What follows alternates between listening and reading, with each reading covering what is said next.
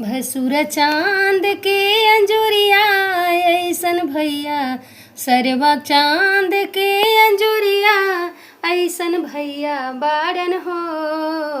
उनका जोगे कुछ न लई ल खराब कैल हो। उनका जोगे कुछ न लई ल खराब कैल हो। हम तो मांगी न सोना तू तो पीतर लैल हो। हमरा अंगना के इज्जत बिगाड़ देल हो। हमरा अंगना में इज्जत ले लेल हो। सरवा चांद के अंजुरिया ऐसन भैया बारन हो। सरवा चांद के अंजुरिया ऐसन भैया बारन हो।